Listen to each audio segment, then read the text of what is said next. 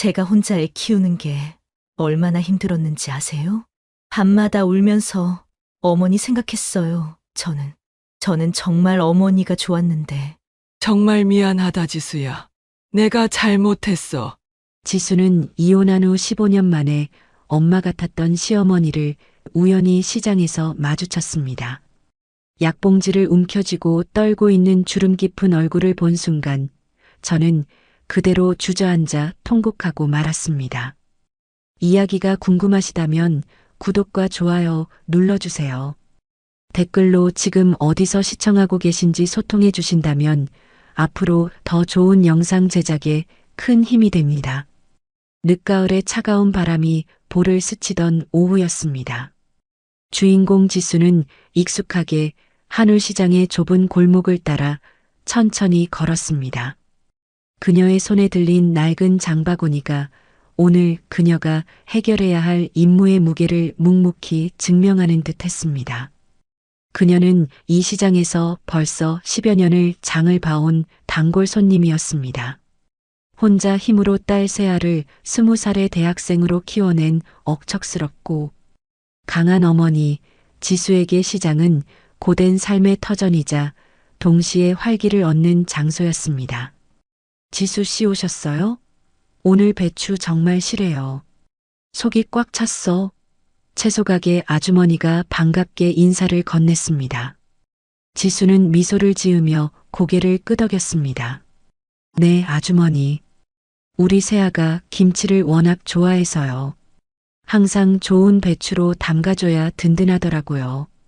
그녀는 딸 이야기를 할 때마다 자신도 모르게 얼굴에 환한 빛이 도는 것을 느꼈습니다.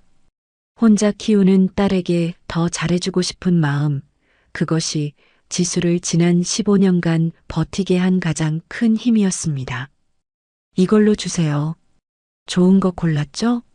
그녀는 포장을 마친 배추 봉지를 장바구니에 넣고 이제 세아가 좋아하는 단감을 사기 위해 과일 가게 쪽으로 발걸음을 옮겼습니다. 그때였습니다. 콜록, 콜록. 익숙한 듯 낯선 기침 소리가 지수의 귓가를 날카롭게 파고들었습니다. 소리는 가까운 약국 쪽에서 들려왔습니다. 지수는 무심코 고개를 돌렸습니다. 약국 앞에는 한 할머니가 서 계셨습니다. 등은 마치 오랜 세월의 무게를 짊어진 듯 깊이 굽어 있었고 야윈 손은 하얀 약봉지를 꼭 움켜쥐고 떨리고 있었습니다. 머리카락은 완전히 하얗게 새어 있었으며 뺨은 깊게 홀쭉해져 있었습니다. 지수의 심장이 갑자기 터질 듯이 빨리 뛰기 시작했습니다. 온몸에 피가 역류하는 듯한 격렬한 느낌이었습니다. 왠지 모르게 익숙한 뒷모습, 결코 잊을 수 없는 그 실루엣이 그녀의 뇌리를 강타했습니다. 설마 그분일까? 아닐 거야. 그럴 리가 없어. 지수는 스스로를 다그쳤지만 가슴속의 두려움과 그리움이 뒤섞인 떨림은 멈추지 않았습니다. 할머니는 약봉지를 가방에 넣으려다 또다시 심한 기침을 했습니다. 이번에는 길고 힘든 기침이었습니다. 그 기침 소리에 지수는 숨을 멎었습니다. 그 순간 지수는 모든 것을 확신했습니다. 15년 전 이혼 서류에 도장을 찍고 문을 나선 그날 이후 단 한 번도 보지 못했던 전 시어머니 미경이었습니다. 세월의 흐름을 정통으로 맞은 듯 쇠약해진 모습이었지만 지수는 단번에 알아볼 수 있었습니다. 어머니, 지수의 입에서 말이 흘러나왔습니다. 15년 동안 꾹꾹 눌러 담아왔던 수많은 감정들이 폭발하는 순간이었습니다. 그동안 홀로 애써 참아왔던 원망도 친어머니처럼 따뜻하게, 자신을 챙겨주던 과거에 대한 그리움도, 변해버린 시어머니의 모습에 대한 충격과 연민도 한꺼번에 터져 나왔습니다. 목소리는 떨렸고 장바구니를 쥔 손도 걷잡을 수 없이 덜덜 떨렸습니다. 마치 꿈을 꾸는 것 같았습니다. 이 현실을 믿을 수 없었습니다. 미경이 천천히 고개를 돌렸습니다. 흐릿한 눈으로 지수를 바라보던 그녀의 얼굴에 깜짝 놀란 표정이 스쳤습니다. 시간의 흐름을 견뎌낸 두 사람이 잠시 말없이 서로를 응시했습니다. 시장의 소음, 상인들의 외침, 사람들의 움직임이 갑자기 멀어지는 듯 했습니다. 세상에 오직 두 사람만이 존재하는 것 같았습니다. 미경의 입가에서 떨리는 목소리가 새어나왔습니다. 지수야, 내가 맞구나. 그녀의 목소리는 오랫동안 말을 하지 않은 사람처럼 거칠고 쉬어 있었습니다. 억양은 반말이었지만 그 속에는 며느리에 대한 깊은 그리움과 세월의 고통이 스며들어 있었습니다. 미경 역시 지수를 알아본 순간 쥐고 있던 약봉지를 떨어뜨릴 뻔했습니다. 그 순간 지수는 더 이상 눈물을 참을 수 없었습니다. 그동안 억눌렸던 눈물이 본물 터지듯 쏟아져 내렸습니다. 예전에 그렇게 당당하고 씩씩했던 미경, 아침 일찍 일어나 집안일을 척척 해내시고 시장 상인들과 큰 소리로 농담을 주고받으시던 활기 넘치던 그분이 이렇게 작고 쇠약해져 계실 줄은 상상조차 못했습니다. 지수는 더 이상 서 있을 힘이 없었습니다. 무거운 감정의 무게와 충격에 그녀는 그대로 시장 바닥에 주저앉아 오열하고 말았습니다. 하염없이 흐르는 눈물과 함께 억울함과 미안함, 그리고 애틋한 연민이 뒤섞여 목이 메었습니다. 15년간 쌓아온 모든 감정이 그 자리에서 폭발하는 강렬한 순간이었습니다. 주변을 지나던 사람들이 그녀와 미경을 힐끗 돌아보았지만 지수는 아무것도 신경 쓸 수 없었습니다. 오직 미경의 야윈 얼굴과 떨리는 손만이 그녀의 시야를 가득 채웠습니다. 그녀의 오열은 억울함을 토해내는 절규이자 세상에 홀로 남겨진 것 같은 초라한 시어머니에 대한 깊은 슬픔의 표현이었습니다. 그녀의 가슴을 짓누르는 고통은 주변의 모든 소음을 집어삼키는 듯 했습니다. 지수가 시장 바닥에 주저앉아 터져나오는 오열을 멈추지 못하자 미경은 몹시 당황했습니다. 미경은 흐르는 눈물을 훔치며 떨리는 손으로 힘겹게 지수의 팔을 잡았습니다. 그녀의 거칠어진 손길이 지수의 팔을 스쳤을 때 지수는 비로소 15년의 공백이 만들어낸 깊은 골짜기를 실감했습니다. 지수야, 일어나거라. 남들 보는 눈이 있으니. 미경은 나지막하지만 단호하게 말했습니다. 며느리에게 반말을 쓰는 그 오랜 습관은 여전했지만 그 속에는 이제 과거의 당당함 대신 깊은 불안이 섞여 있었습니다. 지수는 간신히 몸을 일으켰습니다. 눈물 범벅이 된 얼굴로 미경을 올려다보자 미경은 그제야 시어머니로서의 권위가 아닌 한 노인으로서의 초라함이 적나라하게 드러났습니다. 미경의 뺨은 생기가 없이 홀쭉했고 눈가에는 주름이 깊게 패어 있었습니다. 예전에는 늘 비단결같이 단정했던 옷차림은 날고해진 코트와 많이 다른 신발로 바뀌어 있었습니다. 특히 그 쓸쓸해 보이는 뒷모습은 지수의 마음을 깊은 아픔으로 후벼 팠습니다. 지수는 울먹이는 목소리로 힘겹게 말을 꺼냈습니다. 어머니, 어디 많이 아프세요? 그 약봉지가 제법 두툼해 보이는데 아까부터 계속 기침하시고. 지수의 시선은 미경의 손에 꽉 쥐어진 하얀 약봉지에 머물렀습니다. 두툼한 약봉지는 미경의 현재 건강 상태를 웅변하는 듯 했습니다. 아니다. 그냥 나이 들어서 그런다. 별일 아니다. 미경은 고개를 살짝 돌리며 애써 담담하게 대답했습니다. 하지만 말을 마치자마자 곧바로 기침이 터져나왔습니다.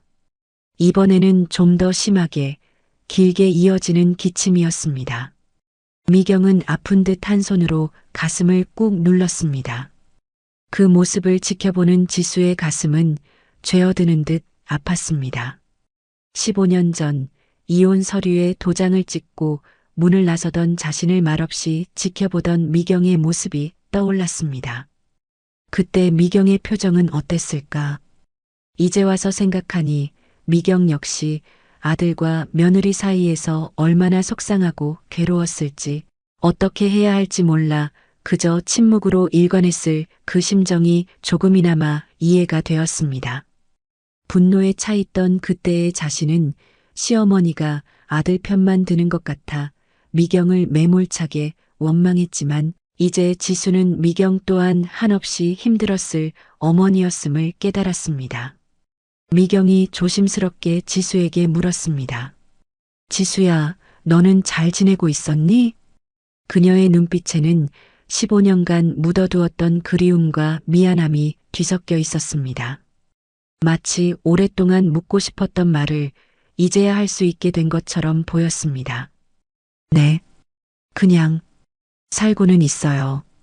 지수는 흐르는 눈물을 닦으며 답했습니다.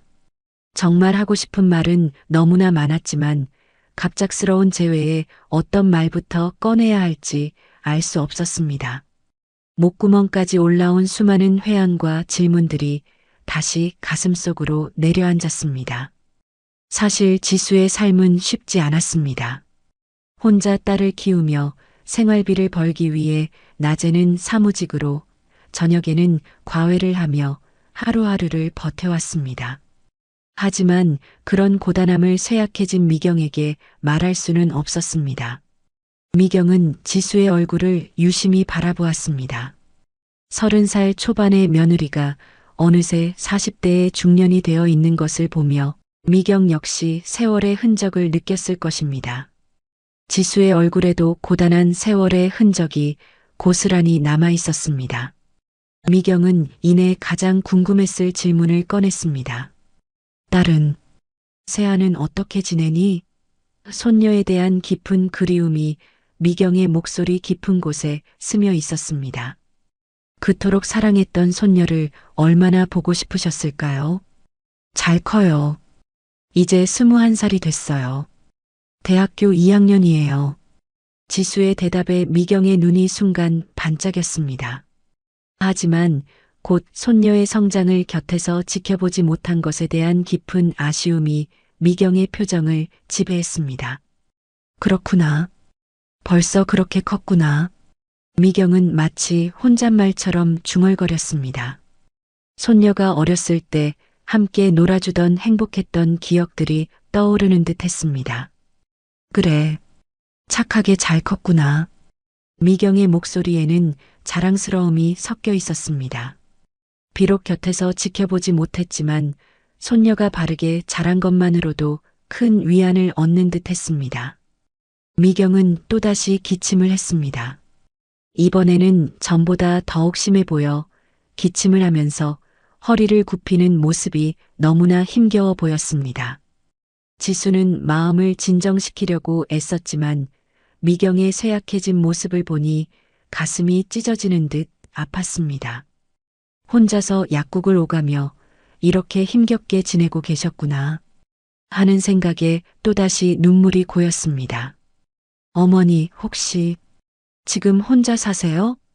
지수는 이미 짐작하고 있었지만 확인하고 싶어 조심스럽게 물었습니다. 응, 혼자 산다. 미경의 대답은 담담했습니다.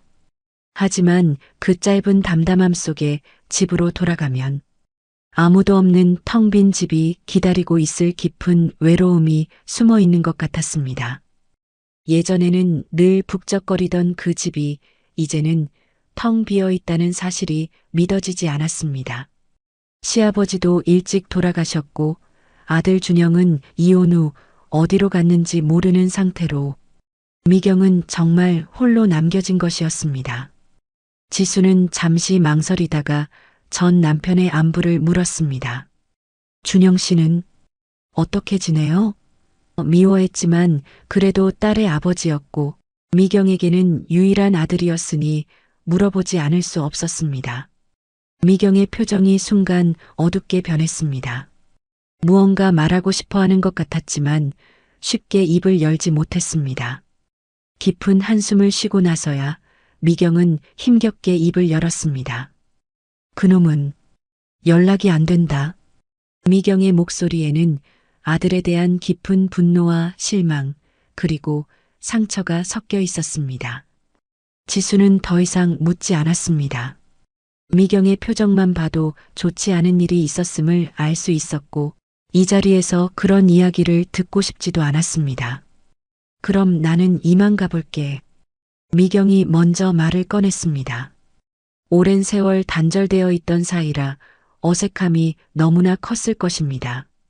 어머니, 지수도 무언가 말하려다 멈췄습니다. 15년 동안 쌓인 말들이 목구멍까지 올라왔지만 갑작스러운 만남에 정리되지 않은 채 다시 가슴속으로 내려앉았습니다. 두 사람은 잠시 서로를 바라보았습니다.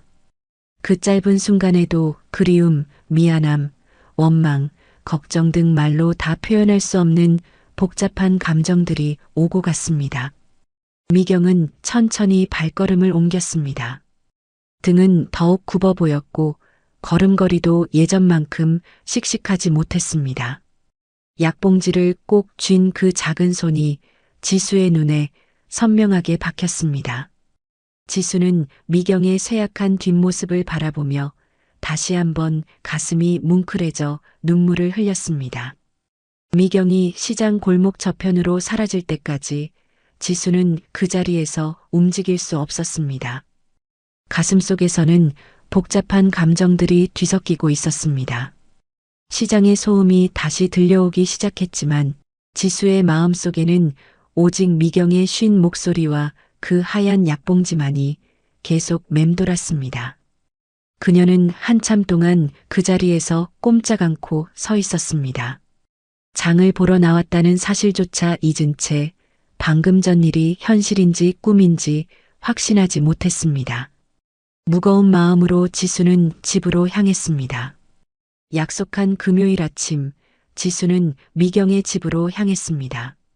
15년 전 이 대문을 나선 후 처음으로 돌아온 곳이었습니다. 그녀의 가슴은 긴장감으로 두근거렸습니다. 어머니, 지수예요. 문을 두드리자 미경의 목소리가 들렸습니다. 오, 왔구나. 들어와. 대문을 열고 들어선 집안은 예전보다 훨씬 휑하고 쓸쓸해 보였습니다. 마당의 화분들도 줄어 있었고 집 전체가 낡은 분위기였습니다.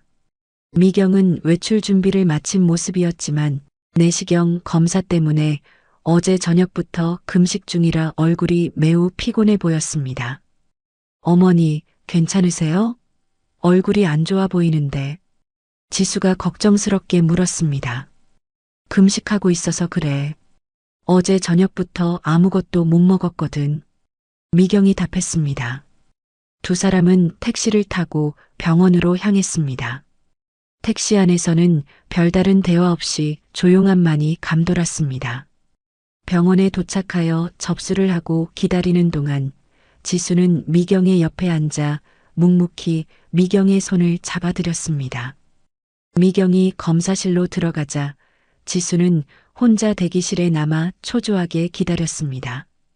1시간 정도 지나서 미경이 창백한 얼굴로 나왔습니다. 검사 때문에 힘드셨는지 얼굴이 더 야위어 보였습니다.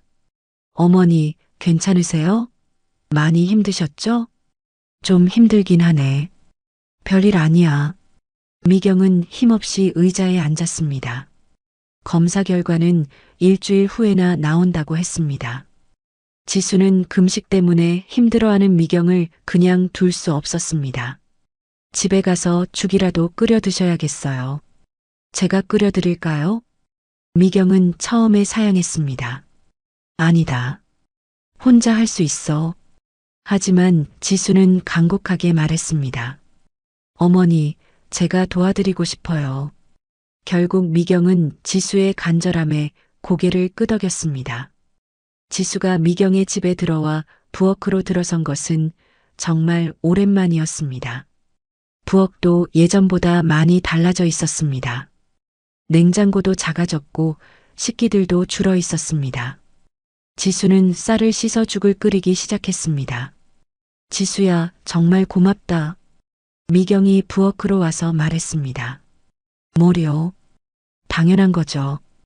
지수는 대답했지만 이 부엌에서 미경과 함께 요리하며 웃었던 예전의 따뜻했던 기억들이 떠올라 가슴이 뭉클했습니다. 죽이 다 끓었을 때 지수는 미경에게 죽을 대접했습니다. 미경은 천천히 죽을 먹었고 맛있네 라고 말하며 힘없이 웃었습니다. 지수는 미경이 죽을 먹는 모습을 바라보며 다시 한번 그녀의 외로움과 고독을 실감했습니다.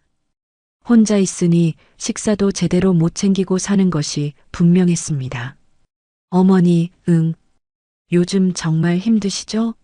지수는 조심스럽게 미경의 마음에 담긴 외로움을 건드렸습니다. 뭐가?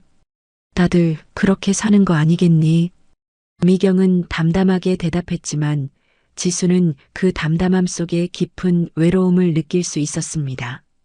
죽을 다 먹은 미경이 잠시 쉬는 동안 지수는 그릇을 치우고 부엌을 정리했습니다. 이제 돌아가야 할 시간이었습니다. 이제 가볼게요, 어머니. 지수가 말했습니다. 그래, 고생했다. 미경은 현관까지 배웅해 주었습니다. 지수는 무거운 마음으로 골목길을 걸었습니다. 미경과 함께 보낸 시간이 따뜻했지만 미경의 외로운 모습과 준영 씨의 무책임한 안부가 떠오르면서 그녀의 마음은 다시 어수선해졌습니다. 골목 어귀에서 지수는 멈춰섰습니다. 갑자기 눈물이 쏟아질 것 같았습니다. 그때 미경이 뒤에서 지수를 불렀습니다. 지갑을 놓고 간 것을 가져다 주려고 온 것이었습니다. 지수야, 이거. 미경이 지갑을 건네며 다가왔습니다. 지수는 미경을 보는 순간 15년간 억눌려왔던 모든 감정이 터져버렸습니다. 그녀는 울면서 소리쳤습니다. 어머니, 왜 그때 절 안 잡아주셨어요? 어머니는 제 친엄마 같으셨잖아요. 그런데 왜 그때 아무 말씀도 안 하셨어요? 미경은 당황한 표정으로 지수를 바라봤습니다. 제가 혼자 애 키우는 게 얼마나 힘들었는지 아세요? 밤마다 울면서 어머니 생각했어요. 왜 아들만 생각하셨어요? 저는 뭐예요? 저는 정말 가족이 아니었나요? 지수는 흐느끼며 절규했습니다. 미경은 지수의 모습을 보며 그동안 지수가 얼마나 힘들었을지 비로소 깨달은 듯 눈물을 흘렸습니다. 미안하다, 지수야. 정말 미안하다. 미경의 목소리도 떨렸습니다. 저는 정말 어머니가 좋았는데. 지수는 더 이상 말을 잇지 못하고 오열했습니다. 나도 많이 후회했어. 정말 미안하다, 지수야. 내가 잘못했어. 두 사람은 골목에서 마주보며 울었고 15년 동안 쌓여있던 아픔이 터져나오는 순간이었습니다. 골목에서의 격렬한 감정 폭발 이후 며칠 동안 지수와 미경은 서로 연락하지 않았습니다. 지수는 미경에게 소리를 지른 것이 계속 마음에 걸렸습니다. 아무리 억울했던 감정이라고 해도 아픈 어르신에게 그렇게 말한 것이 후회되었습니다. 한편 미경 역시 지수의 말들이 귀가에 맴돌았습니다. 정말 지수가 그렇게 힘들었구나. 내가 정말 잘못했구나. 미경은 혼자 중얼거리며 깊이 반성했습니다. 사흘째 되는 날 저녁, 지수는 용기를 내어 미경에게 전화를 걸었습니다. 어머니, 저 지수예요. 지수야. 미경의 목소리가 조심스러웠습니다. 어머니, 죄송해요. 제가 그날 너무 심하게 말했어요. 지수는 진심으로 사과했습니다. 아니다. 내가 할 말을 한 거다. 미경이 담담하게 답했습니다. 그래도 아픈 분한테 그러면 안 되는 건데. 지수는 다시 한번 미안함을 표했습니다. 지수야, 나와서 이야기하자. 미경이 먼저 제안했습니다. 네, 할 말이 있어요. 지수는 미경과 단둘이서 진솔한 대화를 나누고 싶었습니다. 시장 앞 하늘포차에서 만나자. 지금. 미경의 진지한 목소리에 지수는 놀랐습니다. 1시간 후 두 사람은 한울시장 앞에 포장마차, 하늘포차에서 만났습니다. 겨울밤이라 바람이 차가웠지만 포장마차 안은 따뜻했습니다. 국물 끓는 냄새와 김이 모락모락 올라오는 모습이 정겨웠습니다. 라면 2개 주세요. 미경이 주문했습니다. 어머니, 매운 거 드셔도 돼요? 위 안 좋으시잖아요. 지수가 걱정스럽게 물었습니다. 괜찮다. 미경은 대답했지만 라면이 나왔을 때 빨간 국물을 보고는 젓가락을 들었다가 멈칫했습니다. 부담스러워하는 것이 분명했습니다. 지수는 조용히 면만 건져서 앞접시에 담아드렸습니다. 미경이 먼저 입을 열었습니다. 지수야, 내가 할 말이 있다. 미경의 목소리가 떨렸습니다. 준영이 얘기다. 전 남편 준영 씨 이야기가 나오자 지수는 긴장했습니다.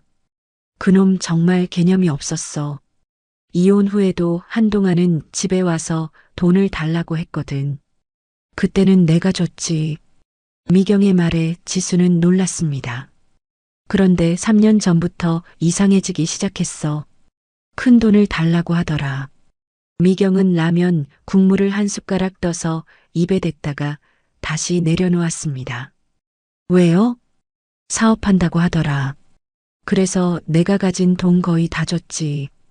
미경의 눈빛이 흔들렸습니다. 어머니, 그런데 그 돈을 다 사기당했어. 그놈이 불륜 상대에게 다 털렸더라. 미경의 말에 지수는 충격으로 할 말을 잃었습니다. 미경은 깊은 한숨을 내쉬었습니다. 그 후로는 연락도 안 돼. 채무자들이 집까지 찾아와서 난리였다. 그래서 은행에서 독촉 전화 오는 것도 그때 알았지. 그놈이 내 이름으로 대출까지 받았더라. 지수는 아연실색했습니다. 미경이 그런 끔찍한 일을 겪고 있었는 줄 전혀 몰랐습니다. 집도 담보로 잡혔다. 지금 그냥 버티고 있는 거야. 어머니, 그럼 지금 돈 한 푼 없어? 병원비도 겨우 내고 있는 상황이다. 미경의 고백에 지수는 가슴이 찢어지는 듯 아팠습니다. 미경의 목소리가 떨렸습니다. 내가 널 버리고 아들을 지키려고 했는데 결국 둘 다 잃었다. 어머니, 그때 내가 너를 붙잡았어야 했어. 그놈보다 너를 선택했어야 했는데. 미경은 눈물을 흘리기 시작했습니다. 나는 정말 바보였다. 아들이라고 해서 무조건 편을 들다니.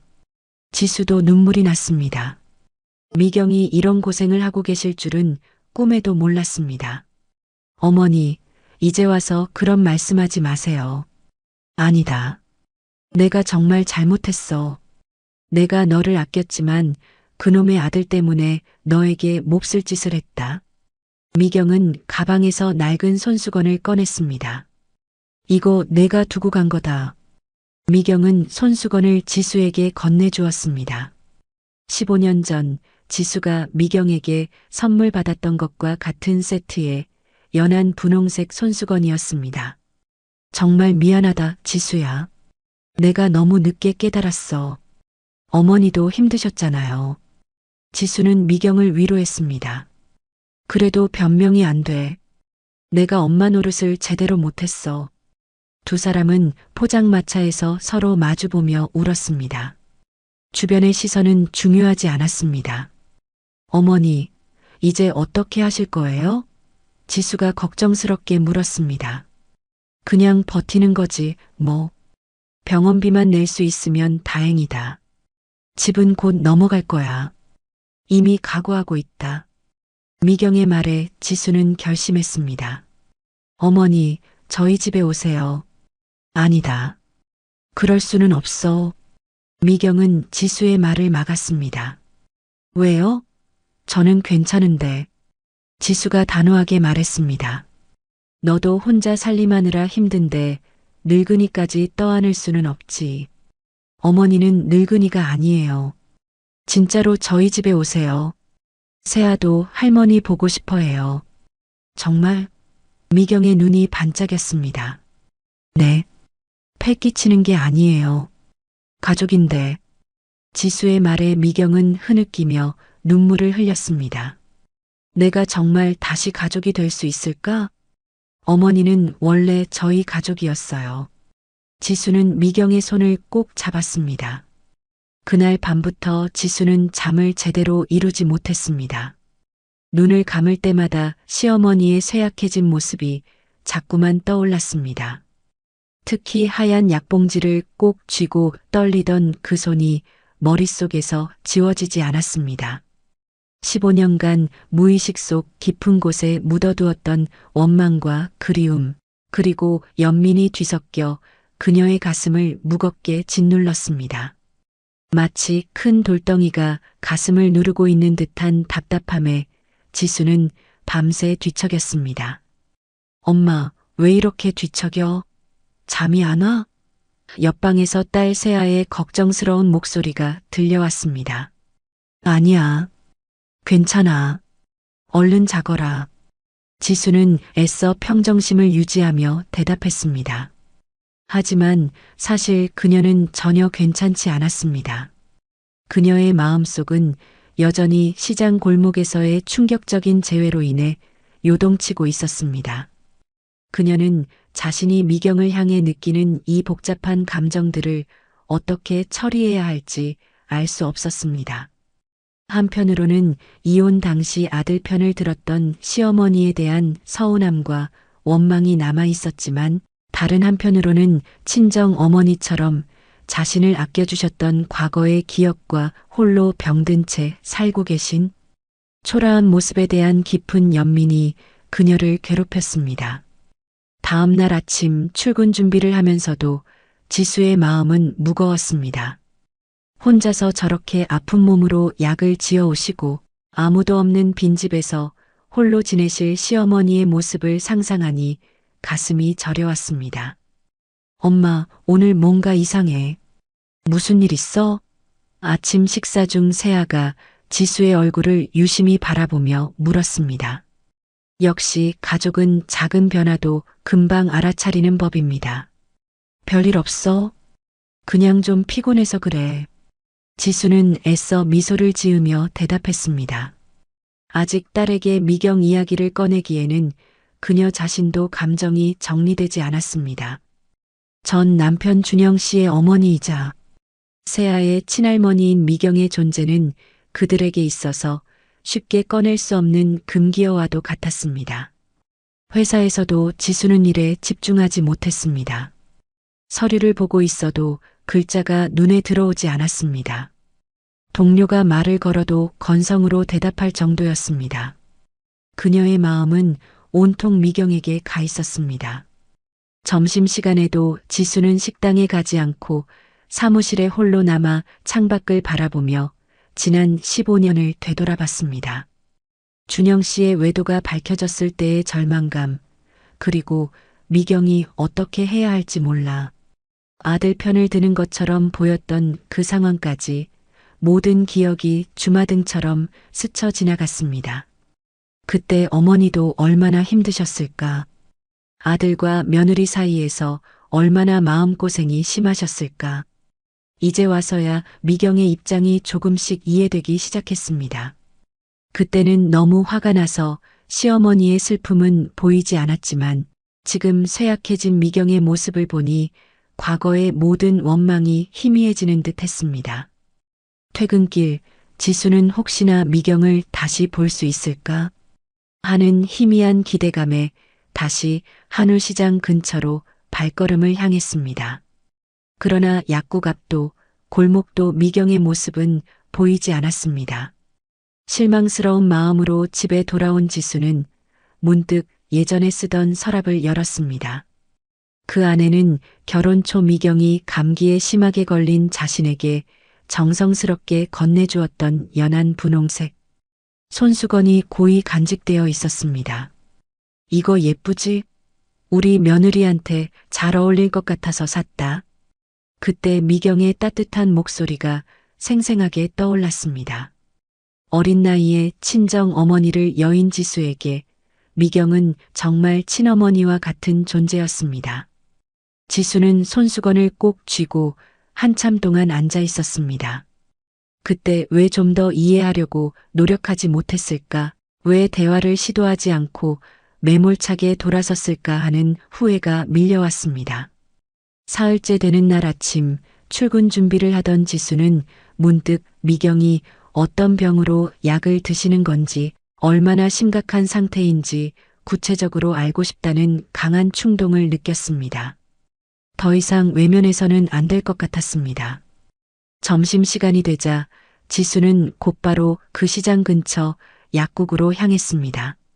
약사님은 시어머니를 잘 알고 있었습니다. 아, 미경 할머니 말씀이시군요. 위장약 드시러 자주 오십니다. 만성 위궤양이 있으셔서 꾸준히 약을 드셔야 해요. 빈혈도 좀 있으시고요. 약사님의 말에 지수의 마음은 더욱 무거워졌습니다. 생각보다 상태가 좋지 않았습니다. 재검도 받으셔야 한다고 하시던데 이번 주 안에 병원에 가신다고 하시더라고요. 내시경 검사 예약하셨대요. 약사님의 말을 들은 지수는 충격을 받았습니다. 내시경 검사라니. 아프신데 혼자 가시는 건가? 누군가는 함께 가드려야 하는 것 아닐까? 지수는 무거운 마음을 안고 회사로 돌아왔습니다. 그녀의 마음속에 미경을 향한 연민과 걱정은 이제 단순한 감정을 넘어 외면할 수 없는 책임감으로 자리 잡았습니다. 미경의 재검 날짜가 임박했다는 사실은 지수의 마음을 더욱 조급하게 만들었습니다. 며칠 밤낮으로 고민하던 지수는 더 이상 미룰 수 없다고 결심했습니다. 혼자서 아픈 몸으로 병원에 가실 시어머니의 모습이 자꾸만 눈앞에 어른거렸습니다. 그녀는 서랍 깊숙이 넣어두었던 연한 분홍색 손수건을 다시 꺼내어 보았습니다. 손수건은 미경의 따뜻한 마음이 그대로 담겨 있는 듯 여전히 부드럽고 고왔습니다. 이 손수건을 만지작거리며 지수는 마침내 용기를 내어 미경에게 전화를 걸었습니다. 15년 만에 걸어보는 전화였습니다. 예전 번호가 그대로일지 확신할 수 없었지만 다행히 수화기 너머로 연결음이 들렸습니다. 여보세요? 미경의 목소리가 들렸습니다. 여전히 쉬어 있었지만 지수에게는 너무나도 그리운 소리였습니다. 어머니, 저 지수예요. 지수의 목소리는 미세하게 떨렸습니다. 긴장감에 온몸이 굳어버린 것 같았습니다. 지수야, 내가 전화를. 미경도 놀란 듯 잠시 침묵이 흘렀습니다. 그 짧은 침묵 속에서 두 사람은 15년의 세월을 건너는 듯 했습니다. 어머니, 혹시 시간 되시면 잠깐 뵐 수 있을까요? 지수는 조심스럽게 물었습니다. 거절당할까봐 두려웠습니다. 그래, 좋다. 어디서 만날까? 미경의 대답에 지수는 안도했습니다. 다행히 미경은 거절하지 않았습니다. 지수는 재빨리 답했습니다. 한울시장 근처에 작은 찻집이 하나 있는데 거기서 뵐게요. 지금 괜찮으세요? 응, 괜찮다. 전화를 끊고 난 후 지수는 가슴이 두근거렸습니다. 정말 다시 만나게 되는 것입니다. 무슨 말부터 꺼내야 할지, 어떤 표정을 지어야 할지 모르겠지만 일단 만나서 안부라도 물어야겠다고 생각했습니다. 지수는 서둘러 옷을 갈아입고 집을 나섰습니다. 찻집까지 가는 길에 마음을 정리하려고 했지만 계속 긴장감이 감돌았습니다. 찻집에 먼저 도착한 지수는 구석진 자리에 앉아 미경을 기다렸습니다. 밖에는 늦가을 비가 조용히 내리고 있었고 찻집 안은 따뜻하고 조용했습니다. 10여 분 후 미경이 들어왔습니다. 미경은 우산을 접으며 주위를 둘러보더니 지수를 발견하고 천천히 다가왔습니다. 어머니. 지수는 자리에서 일어서며 인사했습니다. 앉아라. 미경은 지수의 맞은편에 앉았습니다. 두 사람 사이에는 어색한 침묵이 흘렀습니다. 뭐 드실래요? 지수가 메뉴판을 보며 물었습니다. 따뜻한 차면 좋겠다. 미경이 답했습니다. 지수는 따뜻한 차 2잔을 주문했습니다. 주문을 하고 돌아오니 시어머니는 창밖으로 내리는 비를 바라보고 계셨습니다. 비가 많이 오네. 미경이 중얼거리듯 말했습니다. 네. 갑자기 내리기 시작하네요. 지수도 어색함을 감추려 날씨 이야기부터 시작했습니다. 차가 나오자 두 사람은 조심스럽게 차를 마셨습니다. 미경의 손이 조금 떨리는 것이 지수의 눈에 들어왔습니다. 차 잔을 들 때 살짝 덜컥 소리가 났습니다. 어머니 손이 아니다. 괜찮다. 요즘 좀 그래. 미경은 손을 황급히 무릎 위에 올려놓았습니다. 지수는 미경의 변한 모습을 다시 한번 자세히 보았습니다. 시장에서 봤을 때보다 더 가까이 보니 정말 많이 야위었습니다. 어머니, 밥은 잘 챙겨 드시고 다니세요? 지수가 조심스럽게 물었습니다. 건강부터 확인하고 싶었습니다. 그냥 먹고는 산다. 미경의 대답은 여전히 담담했지만 그 속에서 혼자 식사 준비를 하는 외로움이 느껴졌습니다. 기침을 많이 하시네요. 요즘 날씨가 쌀쌀해져서 그런가 봐. 미경은 대답 후 또 기침을 했습니다. 지수는 약국에서 들었던 이야기를 꺼냈습니다. 재검도 받으셔야 한다고 들었는데 미경이 살짝 놀란 표정을 지었습니다. 어떻게 알았니? 약국에서 우연히 들었어요. 지수가 솔직하게 말했습니다. 아, 그래. 곧 가야 하지. 미경은 고개를 끄덕였습니다. 언제세요? 이번 주 금요일. 혼자 가세요? 지수의 질문에 미경은 잠시 말이 없었습니다. 별일 아니니까. 미경의 대답이었지만 지수는 걱정이 되었습니다. 내시경 검사인데 혼자 가시기에는 부담스러울 터였습니다. 어머니, 제가 함께 가드릴까요? 지수의 제안에 미경은 깜짝 놀라며 거절했습니다. 아니다. 괜찮다. 너 힘들 텐데. 혼자 가시기 힘드실 거예요. 어머니, 제가 함께 가고 싶어요. 지수의 목소리가 간절했습니다. 그 간절함에 미경은 잠시 망설이더니 결국 수락했습니다. 정말 괜찮겠니? 네. 꼭 함께 가고 싶어요. 그럼. 고맙다. 미경이 조심스럽게 수락했습니다. 두 사람은 금요일 아침에 미경의 집에서 만나기로 약속했습니다. 지수는 비로소 마음이 한결 가벼워지는 것을 느꼈습니다. 지수는 하늘 포차에서의 눈물겨운 대화 끝에 미경을 모시기로 결심했습니다. 미경의 쇠약해진 모습과 준영의 몰락이라는 슬픈 진실 앞에서 15년간의 원망은 온데간데 없이 사라지고 오직 연민과 책임감만이 남았습니다. 하지만 막상 현실로 돌아와 딸 세아와 저녁 식사를 준비하며 그녀는 이 중대한 결정을 실행에 옮기는 것에 깊은 두려움을 느끼기 시작했습니다. 혼자 사는 삶에 익숙해진 모녀의 평화로운 일상에 큰 변화가 생길 것이라는 부담감, 그리고 미경을 모시다가 과거의 앙금이 다시 붉어질지도 모른다는 불안감이 그녀를 짓눌렀습니다. 엄마, 그래서 할머니 언제 오시기로 했어? 방 청소 내가 미리 해놓을까? 딸 세아가 기대감에 찬 목소리로 물었습니다. 지수는 애써 태연한 표정을 지었습니다. 세아야, 할머니 위가 많이 안 좋으시대. 빈혈도 심하고. 그래서 우리가 모시기로 하긴 했는데. 지수는 미경의 상황을 조심스럽게 설명하며 운을 떼었습니다. 혼자 계시니까 여러 가지로 힘드시지? 그럼 우리 집에 오시면 되잖아요. 뭐가 문제예요? 세아는 너무나 당연하다는 듯이 되물었습니다. 세아에게 할머니는 그저 사랑하는 가족일 뿐이었습니다. 엄마도 그렇게 하고 싶은데 우리끼리 결정할 일은 아니야. 지수는 시어머니가 자신들에게 폐가 될까봐 거절했던 말을 빌려 자신의 복잡한 심정을 표현했습니다.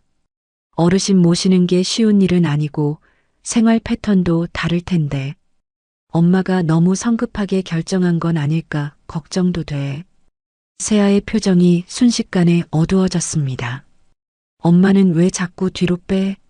할머니는 우리 가족이었잖아. 할머니 마음도 힘들겠지만 엄마 마음도 지금 완전히 정리 안 된 거 아니야? 세아는 직감적으로 엄마가 과거의 상처와 두려움 때문에 망설이고 있다고 느꼈습니다. 엄마, 아직도 할머니한테 서운한 거예요? 딸의 직선적인 질문에 지수는 당황했습니다. 그런 게 아니야. 복잡한 문제라고 했잖아. 복잡한 게 뭐예요? 할머니는 혼자 계시면서 힘드신데 우리는 가족이라면서 왜 모시지 않아요? 엄마는 진짜 이기적이에요. 세아가 갑자기 소리치며 자기 방으로 뛰어들어갔습니다. 할머니 모시는 게 그렇게 어려운 일이에요? 딸의 격렬한 반응과 날카로운 지적에 지수는 할 말을 잃었습니다. 딸의 말이 틀린 것은 아니었습니다. 지수는 홀로 거실에 남아 한숨을 쉬었습니다. 15년간 애써 외면했던 감정의 앙금들이 모녀 간의 갈등으로 터져나온 순간이었습니다. 그날 밤 세아는 저녁도 먹지 않고 문을 잠근 채 방에서 나오지 않았습니다. 다음 날 아침에도 딸은 여전히 화가 난 상태로 학교에 갔습니다. 회사에서도 딸 생각에 마음이 불편했던 지수는 결국 점심시간에 미경에게 전화를 걸었습니다. 미경의 목소리는 평소보다 더 기운이 없어 보였습니다. 퇴근 후 미경의 집으로 간 지수는 미경에게 다시 한번 진심을 담아 부탁했습니다. 어머니, 저희 집에 오세요. 혼자 계시기 힘드시잖아요. 저희가 모셔야죠. 세아도 할머니와 함께 살고 싶어 해요. 고맙지만 아직은 혼자 할 수 있어. 너희 생활에 방해되고 싶지 않아. 미경은 끝까지 완고했습니다. 자신이 아픈 몸으로 가서 집만 될까 두려웠습니다. 방해가 아니라고요. 어머니, 제발 저희랑 함께 사셔야 해요. 혼자 계시면 안 되니까요. 지수의 목소리가 간절했습니다. 나도 같이 살고 싶어. 미경이 아주 작은 목소리로 고백했습니다. 그럼 오세요. 정말 괜찮겠니? 미경이 조심스럽게 되물었습니다. 네, 물론이죠. 미경은 한참을 고민하더니 마침내 고개를 끄덕였습니다. 그럼 조금씩 준비해 볼게. 지수는 기쁜 마음으로 집에 돌아와 딸에게 이 소식을 전했습니다. 할머니가 우리 집에 오시기로 했어. 정말요? 딸의 표정이 환하게 밝아졌습니다. 엄마 고마워요. 딸이 갑자기 지수를 안았습니다. 미안해. 어제 소리 지른 거. 모녀는 서로를 안고 웃었습니다. 이제 정말 새로운 시작이 눈앞에 다가온 듯 했습니다. 며칠 후 미경이 짐 정리를 하던 그날 밤이었습니다. 밤 11시가 넘은 시각, 미경은 갑작스러운 복부 통증에 몸을 움켜쥐었습니다. 위궤양 악화로 인한 날카로운 통증이었습니다. 식은땀이 나기 시작했고 호흡도 가빠졌습니다. 위장약을 찾아보려 했지만 손이 떨려 약봉지를 바닥에 쏟고 말았습니다. 이러다가 정말 안 되겠구나. 미경은 무서운 생각이 들었습니다. 이런 몸으로 며느리 집에 가서 집만 되는 건 아닐지 걱정이 앞섰습니다. 지수에게 전화를 걸 수도 없어 혼자 고통을 견디고 있었습니다. 그날 새벽 1시 지수의 핸드폰이 울렸습니다. 모르는 번호였습니다. 여보세요? 혹시 박미경 할머니 보호자세요? 낯선 남자 목소리였습니다. 네. 누구시죠? 지수는 심장이 내려앉는 듯 했습니다. 저는 응급실 의사입니다. 할머니가 복통으로 오셨는데 위궤양 출혈이 있으신 것 같습니다. 지금 바로 와주셔야겠어요. 지수는 서둘러 병원으로 달려갔습니다. 응급실 침대에 창백한 얼굴로 누워있는 미경을 본 순간 지수는 다시 한번 오열했습니다. 어머니, 왜 참으셨어요? 아프시면 연락하시지 그랬어요. 너 자고 있을 시간인데. 의사는 위궤양 악화로 출혈이 있었으며 하루 이틀 경과를 봐야 한다고 설명했습니다. 지수는 미경의 손을 꼭 잡았습니다. 어머니, 걱정 마세요. 제가 여기 있을게요.